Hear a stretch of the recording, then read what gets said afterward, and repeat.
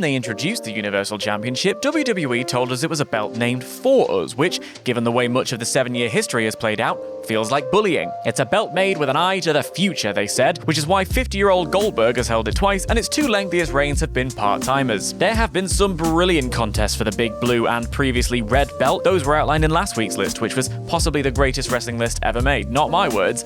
Kind of my words. But there has also been some hot garbage. In fact, putting this list together, I did the maths, and outside of the first and last entries, not including strikes or simply running into your opponent like a human dodge 'em, the matches herein contain a sum total of 8 different moves. What fun. I'm Dan, hailing from partsFUNknown, and these are the 10 worst Universal Championship matches ever. Number 10, Seth Rollins vs. Baron Corbin, Stomping Grounds 2019. A simply awful wrestling match, given a reprieve here because it contains, would you believe it, some actual wrestling. Baron Corbin was the epitome of go-away heat at this time, and Lacey Evans wasn't faring much better, so the decision to let Corbin choose Evans to be the special referee in this match, while sensible from a storyline logic perspective, was trash from an I want to enjoy my wrestling program perspective. The match plays out in just the most irritating fashion. Special ref Lacey as a classic heel, changing the rules mid-match, refusing to count pins, at one point low-blowing Seth herself.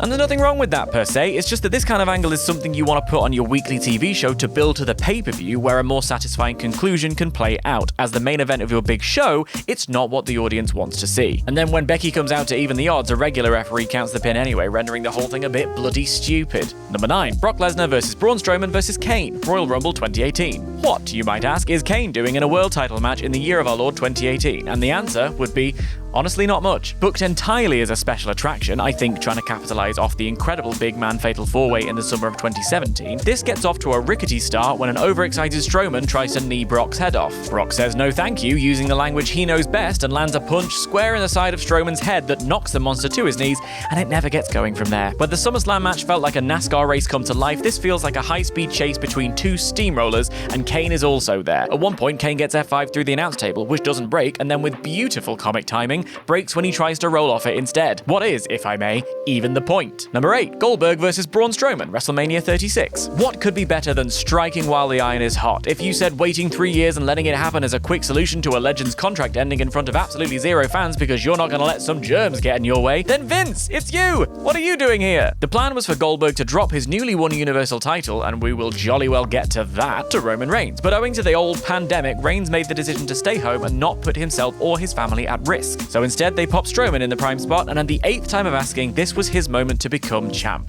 Just a shame then that it was the pro wrestling equivalent of a petrol station sandwich. They jacked jaws for a little bit, and because we could hear every word, it all felt a bit cringe actually, and then the bashing started. You get the feeling watching it back that in another time, in front of a live crowd, the sight of Goldberg trying to take down a redwood of a man would get a few gasps and ohs, but here it simply happens. It's nobody's fault, but it is quite rubbish. Number 7, Roman Reigns vs. Braun Strowman, Hell in a Cell 2018. I promise this isn't just a dunk on Braun Strowman list, although it's not that, but here is another example of how tremendously badly a ball can be fumbled. You don't need to go back and watch this match, I did it for you, and that's why I hate you. Just know it's 23 minutes long and it ends in a no contest, which makes it the first bit of Hell in a Cell bobbins on this list. First of all, it was Strowman's Money in the Bank cash-in after his SummerSlam attempt had seen him spanked with the briefcase by Brock Lesnar, and his second attempt fell prey to a Shield reunion, which meant he got himself some running buddies in the shape of Ziggler and McIntyre, the monster aura well and truly slipping. And then the match exists as a Hell in a Cell greatest hits. Mick Foley's there because it's 20 years since his moment, which is recreated by Dolph and Seth. Lesnar comes down and rips the cage off the door, which,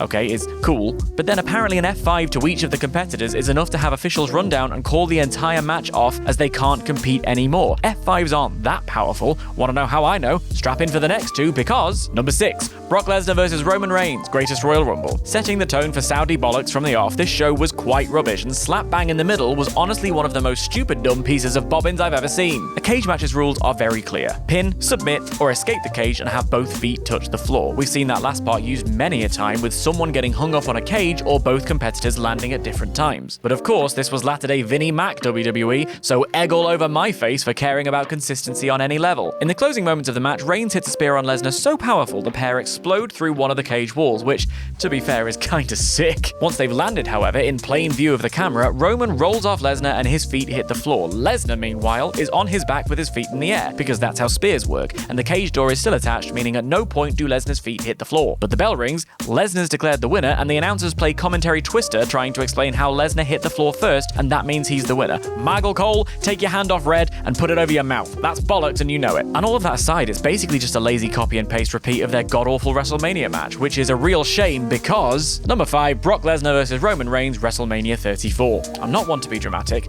honest, but this match crushed my spirit. WrestleMania, for better or worse, is my favorite night of the year, and the main event of that show should feel the most special ever. So when a match is so dreadful it has crowds chanting, "This is awful and boring," I want to run away and hide and clutch my copy of X7 so close to my chest until I end up back in the good timeline. God, this sucks. Roman was going on about how Lesnar was never around to defend his belt, which is so ironic Alanis Morissette would miss it entirely, but the crowd are so unbothered at this stage that it's like a walking art piece dedicated to how little Vince McMahon knew or cared about his audience's interests at this moment. And in terms of content, over the course of 15 agonizing minutes, Brock Lesnar wrestles like he's being controlled by a 12-year-old playing SmackDown Shut Your Mouth. Oh, I've got 6 finishes queued up. I guess I'll use all of them in a row. Reigns keeps kicking out, and every single time it's met by a groan from the crowd who just want to be released from this match, this feud, this character. Oh hell, release me from this mortal plane, anything to make it stop. Number 4, The Fiend vs Goldberg, Super Showdown 2020. Sullying the good name of Dreadful, after months and months of building this unstoppable monster clown who had run down challenges, survived a sledgehammer to the head, and created something reminiscent of genuine excitement from a jaded fanbase, you have him defeated in short order, not by a monster of similar proportions, but by a walking action figure with one, count it one, jackhammer. And it's not even a very good jackhammer at that. I say this as someone who genuinely likes Goldberg and the aura he carries with him, but the man had no business being near the world title during his latter runs, let alone for a second time, and certainly not at the flippin' expense of the Fiend character. Truly, I'm struggling to find the words to explain how incredulous this match made me feel, and since I don't want this list to devolve into noises, I'll leave it to my learned colleague Luke Owen, whose exasperated bafflement sums it up better than I ever could. She just beat him! He just beat him!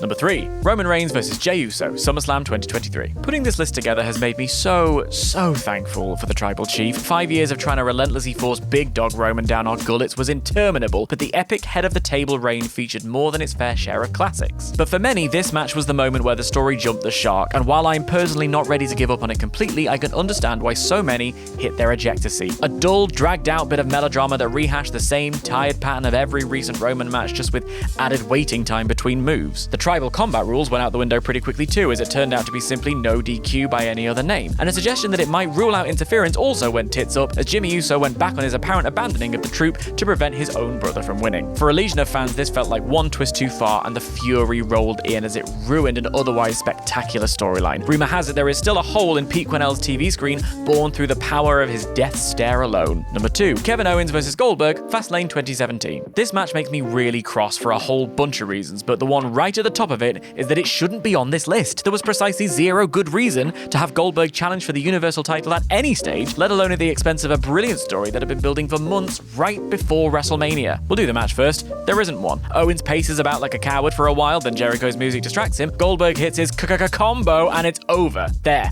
Rubbish. Now, Lesnar-Goldberg at WrestleMania was brilliant, but it simply didn't need the belt. It was already a draw. The stakes were about Goldberg having Lesnar's number and whether the Beast could overcome it. That's all, and the crowd wanted to see it. I could just about understand putting the belt there if you wanted to turn it into the main event, but it went on third from last. Meanwhile, the actual main event story, the one people were buying into featuring regularly competing stars, was bantered off in the lower card, and Vince ended up calling it the worst match in WrestleMania history. Viewer, it wasn't even the worst match on that show. It was this callous dismissal that ultimately led Chris Jericho to decide his future lay outside of the WWE. So it's a fun thought exercise to imagine what the wrestling world might look like if they'd done it the right way. And number 1, Seth Rollins vs The Fiend, Hell in a Cell 2019. How do you kill a belt, a gimmick, a stipulation, and drive a legion of paying fans to scream bloody murder for a refund? By bathing the ring in red light and pissing all over our hopes and dreams. That's how. Bray Wyatt's Firefly Funhouse and the Fiend character had caught fire with fans who were delighted by the twisted nature of the gimmick. As Bray made appearances on breakfast TV in the friendly definitely Mr. Rogers, Dr. Jekyll half of the character, at least to me, it felt like a moment where the lightning bulb clicked,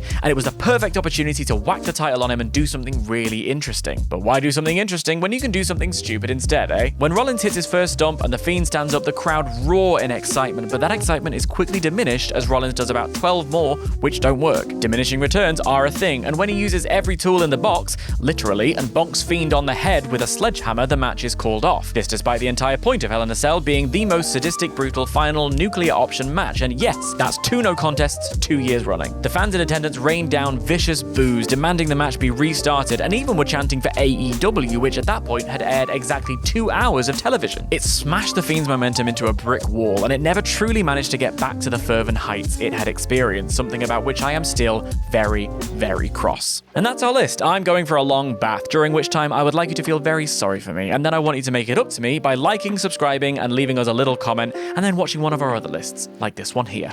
Made a killing on a bet, so screw you guys, I'm off to sunny Mexico. But if not, over the next 2 lists you're going to see a lot of the same names, and within these various combinations there have been some absolute gems. These are they. I'm Dan